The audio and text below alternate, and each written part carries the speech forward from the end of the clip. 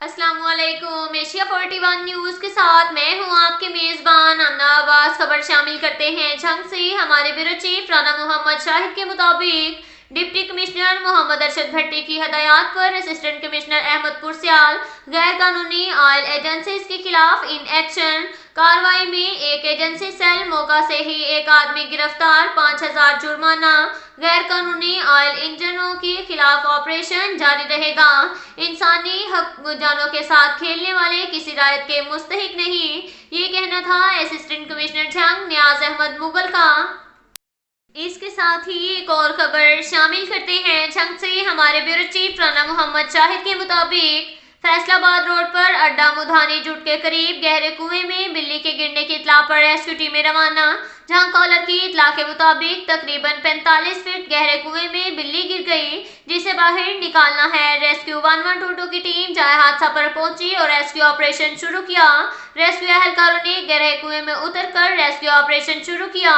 Rescue اہلکاروں نے rescue operation کر کے بلی کو بحفاظت باہر نکال لیا۔ اس کے ساتھ ہی ایک اور خبر شامل کرتے ہیں جھنگ سے۔ ہمارے بیورو چیف رانا محمد شاہد کے مطابق ڈپٹی کمشنر محمد ارشد بھٹی کی زیر صدارت انسداد اسموگ کے حوالے سے جائزہ اجلاس ڈی سی آفس کے کمیٹی روم میں منعقد ہوا۔ اجلاس میں اسسٹنٹ کمشنر سمیت دیگر تمام متعلقہ محکموں کے آفیسران نے شرکت کی۔ اجلاس میں اسموگ پر قابو پانے کے لیے کیے جانے والے اقدامات کا جائزہ لیا گیا۔ ڈپٹی کمشنر محمد ارشد بھٹی کا کہنا تھا کہ حکومت پنجاب کی جانب سے فصلوں کی باقیات کوڑا کرکٹ جلانے پر پابندی ہے۔